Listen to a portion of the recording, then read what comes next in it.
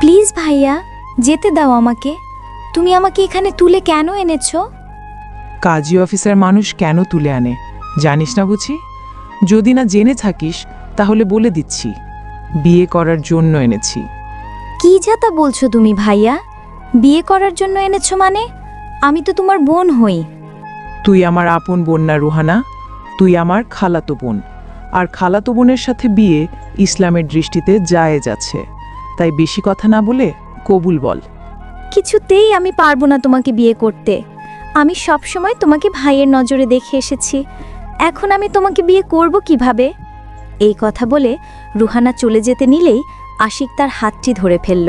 তারপরে ওর হাত ধরে টান দিয়ে অফিসের ভেতরের রুমে নিয়ে গেল, যেখানে কোনো লোকজন নেই, ফাঁকা। রুহানার রুমের চারপাশে চোখ বুলিয়ে বলল, তুমি আমাকে এখানে কেন নিয়ে আসলে? এখানে তো কোনো লোকজন নেই। তোকে এখানে আদর করতে এনেছি সোনা। তোর তো বিয়ে করার ইচ্ছে নেই, তাই বিয়ে ছাড়াই আগে বাসর করে নিই। কি বলছো তুমি এসব যাতা? আমি কিন্তু খালাকে সব বলে দেব। বলে দিতে হবে না, বিয়ে করে বাড়ি গেলে এমনি সবাই দেখতে পাবে। আমি কিছুতেই বিয়ে করব না তোমাকে, তোমাকে আমার একদম পছন্দ না। এই কথা বলার সাথে সাথে আশিক ওর হাত ধরে টান দিয়ে নিজের কাছে নিয়ে আসলো। তারপরে তার ঠোঁটে ঠোঁট ডুবিয়ে দিল। রুহানা ছটপট করতে লাগলো, কিন্তু আশিক ওর কোনো কথা না শুনে আরও নিজের সাথে চেপে ধরল। প্রায় দীর্ঘ 10 মিনিট পরে ঠোঁট ছেড়ে দিল। তারপর বলল, দেখ, ভালোই ভালোই বিয়েতে রাজি হয়ে যা, না হলে কিন্তু বাকি কাজটাও সেরে ফেলবো। তুমি কিন্তু আমাকে জোর করছো ভাইয়া, আমি কিন্তু এর শোধ তুলব। যা করার করিস, আগে বিয়েটা তো কর, আর না হলে কিন্তু।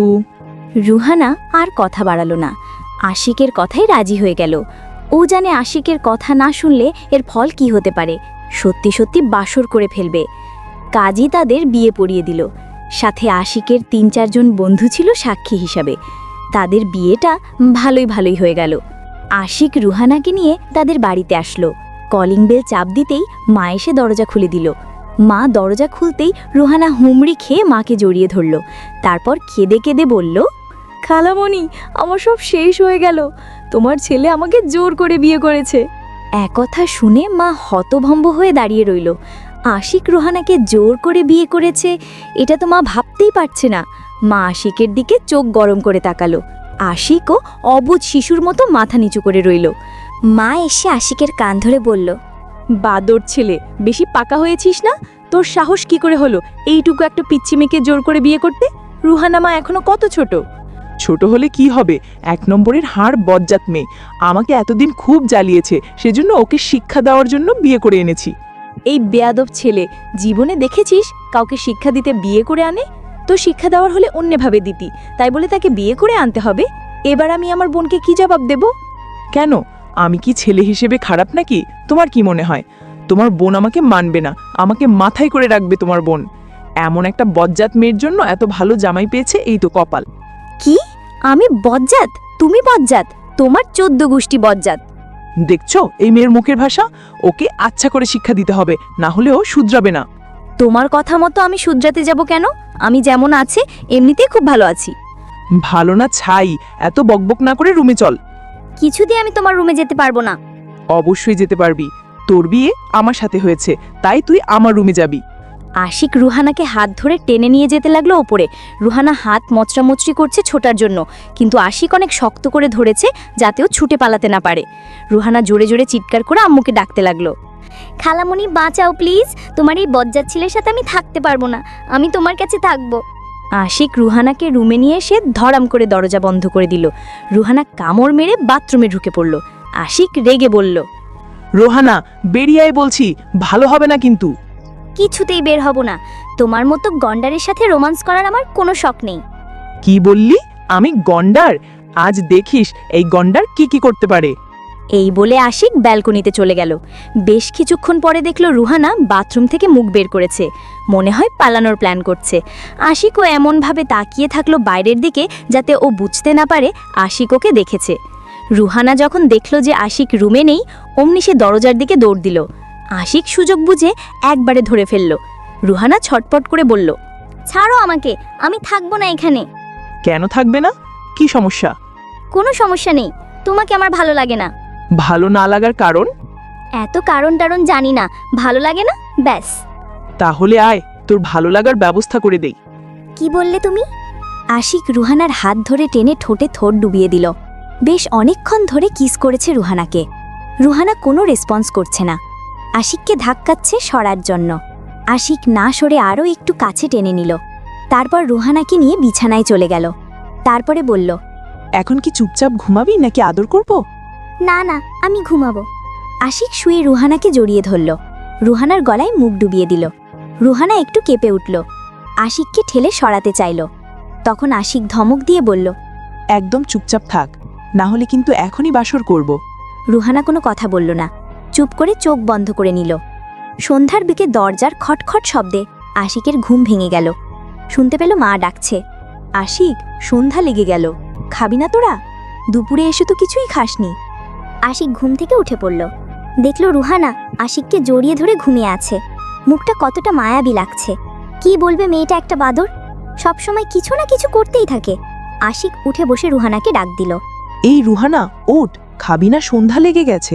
রুহানা নড়াচড়া করে আবার আশিককে জড়িয়ে ধরে শুয়ে পড়ল, যেন ঘুম ভাঙতেই চাইছে না। আশিক আবার ওর ঠোঁটে চুমু দিয়ে বলল, রুহানা, সন্ধ্যা হয়ে গেছে।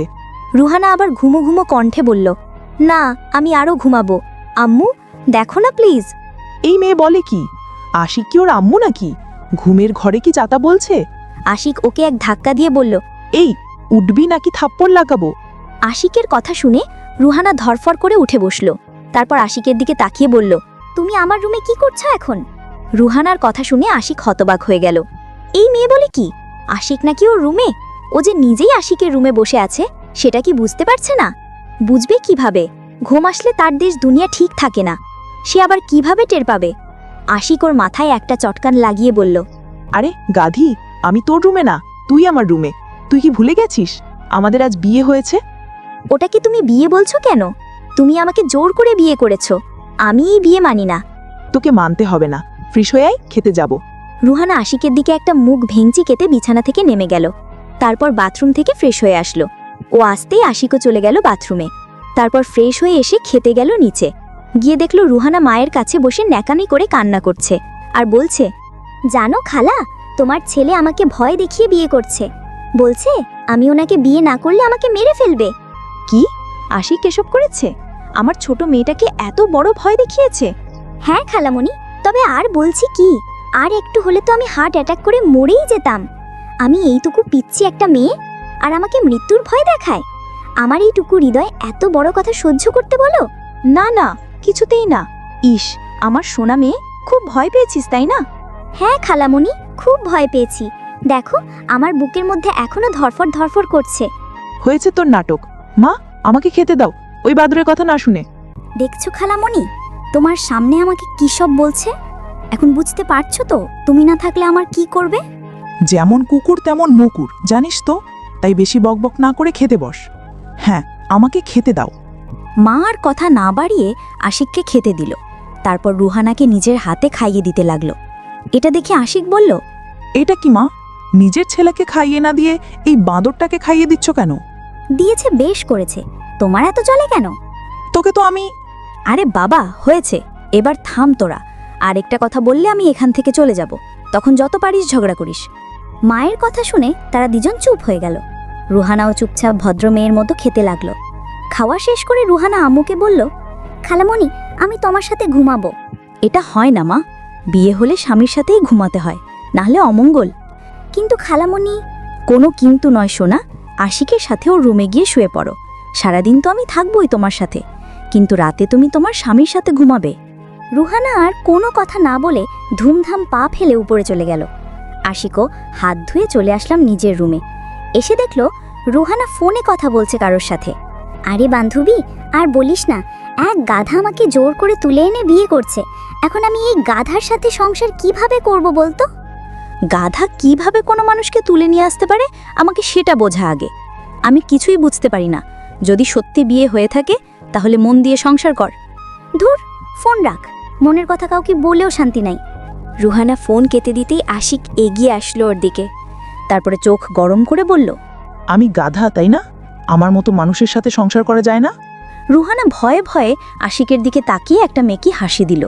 তখন আশিক রেগে বলল, দাঁড়া, আমি গাধা না সিংহ, তোকে এবার দেখাচ্ছি। এই বলে আশিক রুহানাকে কোলে তুলে নিল। রুহানা ছটফট করতে করতে বলল, আর কোনোদিন বলবো না, আমার ভুল হয়ে গেছে, নামিয়ে দাও। নামাবো সোনা, একদম জায়গা মতো। আশিক রুহানাকে একদম খাটের মাঝখানে নিয়ে শুইয়ে দিল। রুহানা উঠতে যেতে নিল। আশিক উঠতে না দিয়ে ওর ঠোঁটে ঠোঁট ডুবিয়ে দিল। কিস করতে থাকলো অনেকক্ষণ ধরে। তারপর ওর জামার ভেতর হাত ঢুকিয়ে দিল। রুহানা ছটফট করে কেঁপে উঠল। আশিককে সরাতে চাইল। কাঁপা কাঁপা কণ্ঠে বলল, আমার ভয় করছে ভাইয়া, প্লিজ সরে যাও। প্রথম প্রথম সবাই একটু ভয় পায়, পরে আর ভয় লাগবে না। প্লিজ ভাইয়া সরে যাও, আমি কিন্তু কেঁদে দেব। কাঁদ, আমি কি বারণ করেছি? কিন্তু তোকে বাঁচাতে কেউ আসবে না। সদাই জানি আজ আমাদের বাসর, আর বাসর রাতে নিশ্চয়ই কান্না করে লাভ হবে না। রাক্ষস, শয়তান, ছাড়ো আমাকে। আশিক আর কোনো কথা না বলে ঠোঁট ডুবিয়ে দিল। রুহানা ছটফট করতে করতে একটা সময় থেমে গেল। আশিক নিজের কাজ শেষ করে বিছানায় শুয়ে পড়ল। তারপর রুহানার হাত ধরে টান দিয়ে নিজের বুকে এনে শুইয়ে দিল। রুহানা ফুপিয়ে কাঁদছে। ওর কান্নায় আশিকের বুকে একটু কেঁপে উঠল।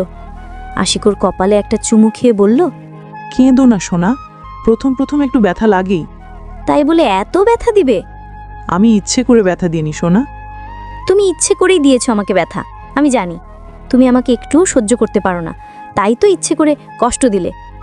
বোকা মেয়ে, বিয়ের প্রথম প্রথম এরকম কষ্ট সবারই হয়, সব ঠিক হয়ে যাবে বলছি তো। থাকো তুমি, আমি থাকবো না তোমার সাথে। কোথায় যাবি তাহলে? যেখানে ইচ্ছে সেখানে যাব, তোমার কাছে থাকবো না। বোকা মেয়ে, আমার বুকে এখন তো শেষ ঠিকানা, তুই চাইলেও কোথাও যেতে পারবি না। রুহানা আশিকের বুকে শুয়ে কাঁদতে কাঁদতে ঘুমিয়ে পড়ল এক সময়। আশিক ওর কপালে চুমু খেয়ে বলল, শুধু দুষ্টুমি করতে জানিস, আর কোনো জ্ঞান নেই মাথায়। বোকা মেয়ে একটা। এত বছর ধরে যে তোকে ভালোবাসি, তুই বুঝতেই পারলি না। এরকম কোনো বোকা মেয়ে পৃথিবীতে আছে? আমি তো শুনেছি মেয়েরা নাকি 1 মাইল দূর থেকেও বুঝতে পারে কে তাকে ভালোবেসে ফলো করে। আর আমি তো তোর সাথে প্রায় সময় থাকি, তাও তুই বুঝতে পারলি না। গাধা একটা। আশিকও একটা সময় চোখ বন্ধ করে ঘুমিয়ে পড়ল। সকালবেলা অ্যালার্মের শব্দে আশিকের ঘুম ভাঙল। তাকিয়ে দেখল 7টা বাজে। আশিকের উঠতে হবে, অফিস আবার 9টা থেকে। আশিক রুহানাকে একটু সরিয়ে দিয়ে উঠে পড়ল। তারপরে ফ্রেশ হয়ে নিচে গিয়ে নাস্তা খেয়ে নিল। তারপর অফিসের উদ্দেশ্যে বেরিয়ে পড়ল। ঘুম থেকে একদম উঠতেই পারছি না, শরীর ব্যথায় জর্জরিত আমি। রাক্ষসটা আমাকে একেবারে সারা শরীর ব্যথা বানিয়ে দিয়েছে। কোনো মতে উঠে ফ্রেশ হয়ে নিচে গেলাম। আমাকে নামতে দেখে খালামণি এগিয়ে আসলো। কি রে রুহানা মা, শরীর খারাপ নাকি? না তো খালামণি। তাহলে চোখ মুখ এমন রাখছে কেন? ও, আসলে ঘুম মনে হয় অনেক বেশি হয়েছে তো, তাই চোখ ফুলে গেছে। ও আচ্ছা, তুই বস, আমি খাবার দিচ্ছি। রুহানা চেয়ারে আস্তে করে বসে পড়ল। খালামণি খাবার বেড়ে রুহানাকে খাইয়ে দিতে লাগলো। রুহানা খেয়ে দিয়ে আস্তে আস্তে ওপরে চলে আসলো। সারাদিন খালামণির সাথে টুকটাক কথা বলে কাটল রুহানার। সন্ধ্যায় আশিক বাড়িতে ফিরল। সারা বাড়ি নীরব, কোনো শব্দ নেই। আশিক একদম হেঁটে চলে গেল নিজের রুমে। দেখল রুহানা বেডে বসে বসে ফোন চালাচ্ছে। আশিককে দেখে একটা মুখ ভেঙচে দিল। আশিকও মুচকি হেসে ওর দিকে এগিয়ে গেল। তারপরে ব্যাগ থেকে পেনকিলার আর প্রয়োজনীয় ওষুধটা খাইয়ে দিল। রুহানা ওষুধটা খেয়ে বলল, হয়েছে হয়েছে, আর দরদ দেখাতে হবে না, নিজে ব্যথা দিয়ে আবার মলম লাগাতে এসেছে। আরে সোনা, ব্যথাও আমি দিব, মলমও আমি লাগাবো। এরপর বল, শরীর ঠিক আছে তো? একদম ঠিক আছে, আমার আবার কি হবে? ও তাই নাকি? তাই তো ছাড়ো ছাড়ো বলে চিল্লাচ্ছিলি। আশিকের কথা শুনে রুহানাতে একটু লজ্জা পেল। আশিক বুঝতে পারল ও লজ্জা পাচ্ছে, তাই ওকে আর লজ্জা না দিয়ে ফ্রেশ হতে চলে গেল। রাতে খাবার সময় আশিক রুহানাকে ডাকলো নিচে খাবার জন্য, কিন্তু ও বলল, আমি একদম নিচে যেতে পারবো না, আমি হাঁটতেই পারছি না ঠিক করে। আচ্ছা তুই বস, আমি খাবার নিয়ে আসছি। এই বলে রুহানাকে রেখে আশিক নিচে গিয়ে খাবার নিয়ে আসলো। তারপর রুহানাকে খাইয়ে দিল, সাথে আশিকও খেলো। রুহানা আশিকের হাতে খেতে চাইছিল না, ওকে ভয় দেখিয়ে খাওয়াতে হয়েছে। খাবার শেষ হলেই ওকে বুকে নিয়ে শুয়ে পড়ল। ওর কপালে একটা চুমু দিয়ে বলল, তুই কি কিছুই বুঝিস না রুহানা? কি বুঝবো? এই যে তোকে নিয়ে আমার মনের মধ্যে কি ফিলিংস। আমার এসব বোঝার দরকার নেই। আচ্ছা ঠিক আছে, ঘুমিয়ে পড়। আশিক রুহানাকে শক্ত করে জড়িয়ে ধরল। তারপর তারা দুজনেই ঘুমিয়ে পড়ল। এইভাবে চলতে থাকলো তাদের দিন। এখন রুহানা আর আশিকের সাথে এত ঝগড়া করে না। আস্তে আস্তে সব কিছুতেই মানিয়ে নিচ্ছে। আস্তে আস্তে বুঝতে শিখছে যে আশিক ওকে কত ভালোবাসে। আজ অফিস থেকে ফেরার পথে আশিক ওর জন্য ফুচকা নিয়ে আসলাম। রুহানা ফুচকা দেখে বলল, আরে বাবা, ফুচকা নিয়ে এসেছো? আমার মনটা তো সেই বিকেল থেকে ফুচকা ফুচকা করছিল। হ্যাঁ, আমিও তো আমার জানের মনের কথা বুঝতে পেরে নিয়ে আসলাম। আর ঢং করো না তো, মনে হয় যেন তুমি আমাকে কত বোঝো। তোর কি মনে হয় আমি তোকে বুঝি না? কচু বোঝো। বলো তো, এখন আমার মন কি চাচ্ছে? তোর মন এখন চাচ্ছে শাড়ি পরে ছাদ বিলাস করতে। আরে বাবা, তুমি কিভাবে বুঝলে? বোঝা যায় সোনা, কাউকে মন থেকে ভালোবাসলে তার মনের কথাও বুঝতে পারা যায়। ঠিক আছে, তাহলে আমরা ফুচকা খেয়ে নিই, তারপরে ছাদে যাব। আচ্ছা ঠিক আছে। রুহানা খুশি মনে ফুচকা খেতে বসলো। তারপরে ফুচকা খেয়ে শাড়ি পরে রেডি হয়ে নিল। আশিক রুহানাকে কোলে তুলে ছাদে নিয়ে গেল। তারপরে ছাদের দোলনায় ওকে বসিয়ে দিল। এবার বল কেমন লাগছে?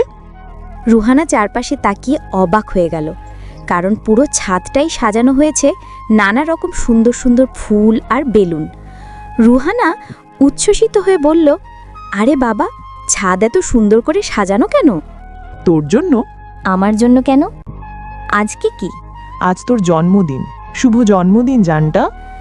আমি তো ভুলেই গেছিলাম আজ আমার জন্মদিন। তুমি কিভাবে মনে রাখলে? কাউকে ভালোবাসলে তার ছোট ছোট মুহূর্তগুলো মনে রাখতে হয় সোনা, তার মুখে একটু ছোট্ট হাসি দেখার জন্য। এবার বল কেমন লাগছে? অসাধারণ হয়েছে। আমি তো ভাবতেই পারছি না তুমি আমার জন্য এত সুন্দর করে সাজিয়েছো। তোর জন্য সাজাবো না তো কার জন্য সাজাবো? সব তো তোর জন্যই। তারপর আশিক রুহানার সাথে গিয়ে কেকটা কাটলো। রুহানাও আনন্দিত হয়ে কেকটা কাটলো। তারপরে তারা ছাদে বসে অনেকক্ষণ গল্প করলো। তারপর রুহানাকে কোলে তুলে ঘরে নিয়ে আসলো। রুহানাকে বেডে শুইয়ে দিয়ে দরজা বন্ধ করে দিয়ে আশিক রুহানার মাঝে ডুবে যেতে থাকলো। চলতে চলতে কেটে গেল 6 মাস। এখন তারা অনেক ভালো আছে। রুহানা দুষ্টুমি করে না, আশিকের অনেকটা কেয়ার করে। আশিক ঘুম থেকে উঠে ফ্রেশ হতে গেল। এসে দেখল বিছানায় রুহানা শার্ট প্যান্ট রেখে দিয়েছে। আশিক সেগুলো পরে নিচে গেল। রুহানা আশিককে খাবার দিয়ে বলল, এই নাও, খেয়ে নাও। লেট করে ওঠো, আর না খেয়ে অফিসে দৌড় মারো। আশিক হেসে ফেলল। রুহানার কানের কাছে ফিসফিস করে বলল, পাশে সুন্দরী বউ থাকলে তো রাত জাগতেই হয় সোনা, আর রাত জাগলে সকালে ওঠা সম্ভব হয় না। রুহানা আশপাশটা তাকিয়ে আশিকের দিকে চোখ গরম করে তাকালো। আশিক হেসে খেতে শুরু করলো। তারপরে খেয়ে দিয়ে রুহানার কপালে একটা চুমু দিয়ে অফিসে চলে গেল। আশিক ভাই বাসা থেকে চলে গেলে কেমন বোরিং ফিল হয়। আগে ওনাকে একদম সহ্যই করতে পারতাম না। এখন ওনাকে না দেখলে ভেতরটা ছটফট ছটফট করে। এমন কেন লাগে আমার? আমি কি ওনাকে ভালোবেসে ফেলেছি? হয়তো ভালোবেসে ফেলেছি। উনি তো এখন আমার স্বামী, আর স্বামীকে ভালোবাসা তো জায়েজ। আমার মনে হয় সারাক্ষণ ওনাকে জড়িয়ে ধরে বসে থাকি, ওনার সাথে নানা রকম গল্প করি। উনি বাসায় থাকলে সারাক্ষণ মনে হয় ওনার আশেপাশে ঘুরঘুর করি। এমন কেন লাগে জানি না, হয়তো এটাই ভালোবাসা। অফিস থেকে আশিক আসলো রাত 8টায়। রুহানার জন্য সুন্দর একটা শাড়ি নিয়ে এসেছে, কিন্তু শাড়িটা না দেখে লুকিয়ে রাখলো। ফ্রেশ হয়ে রুহানার সাথে খেয়ে নিল। তারপর রুমে এসে দরজা বন্ধ করে দিল। এবার শাড়ির ব্যাগটা রুহানার দিকে বাড়িয়ে দিয়ে বলল, এটা পরে আয় তো। কি আছে এটাতে? খুলেই দেখ। রুহানা প্যাকেটটা খুলে দেখে বলল, ও মা, এত শাড়ি! অনেক সুন্দর শাড়িটা। তোর পছন্দ হয়েছে? হ্যাঁ, অনেক পছন্দ হয়েছে। যা তাহলে পরে আয়। এখন এত রাতে শাড়ি পরবো? হ্যাঁ, আমার দেখতে ইচ্ছে করছে। রুহানা কোনো কথা না বলে প্যাকেটটা নিয়ে বাথরুমে চলে গেল। তারপর কিছুক্ষণ পরে শাড়িটা পরে বেরিয়ে আসলো। আশিক রুহানার দিকে মুগ্ধ হয়ে তাকিয়ে রইল। তারপর ড্রেসিং টেবিলের সামনে বসিয়ে ওকে হালকা পাতলা সাজিয়ে দিল। তারপরে কানের কাছে মুখ নিয়ে বলল, আমার বউকে তো আজ একদম পরীর মতো লাগছে। আশিকের কথা শুনে রুহানা অনেকটা লজ্জা পেল। আশিক হঠাৎ করে রুহানাকে কোলে তুলে নিল। রুহানা ভয় পেয়ে আশিকের গলা জড়িয়ে ধরে বলল, আরে কি করছো? পড়ে যাব তো। একদম পরবি না, আমার গলা জড়িয়ে ধরে রাখ। তারপর হাঁটতে হাঁটতে বিছানার মাঝখানে নিয়ে শুয়ে দিল। তারপর নিজেও রুহানার পাশে শুয়ে পড়ল। ওকে আশিকের বুকে নিয়ে বলল, তুই কি এখনো আমাকে মেনে নিতে পারিসনি? তোমার এমন কেন মনে হলো? এখনো তো বলিস না আমাকে ভালোবাসিস। সব কথা কি মুখে বলতে হয়? সব কথা মুখে বলতে হয় না, কিন্তু মাঝে মাঝে অপর মানুষটাকে খুশি করার জন্য বলতে হয়। যেমন আমি তোকে বারবার বলি আমি তোকে ভালোবাসি, তুই তো একবার হলেও বলতে পারিস। হ্যাঁ, আমিও তোমাকে ভালোবাসি। আশিক আর এক মুহূর্ত দেরি না করে রুহানার ঠোঁটে ঠোঁট ডুবিয়ে দিল, যেন অনেক দিনের কাঙ্ক্ষিত জিনিসটা পেয়ে গেল। আস্তে আস্তে রুহানাকে ভালোবাসার জোয়ারে ভাসিয়ে নিয়ে যেতে লাগলো। তাদের ভালোবাসার সংসার যেন আবার নতুন করে শুরু হলো। গল্পের সমাপ্তি। তো দর্শক বন্ধুরা, দেখতে দেখতে আমরা প্রায় গল্পের শেষ প্রান্তে চলে এসেছি। তো আমাদের আজকের গল্পটি আপনাদের কাছে কেমন লেগেছে সেটি অবশ্যই কমেন্ট করে জানাবেন। তো দেখা হচ্ছে আবারও নতুন কোনো গল্প নিয়ে।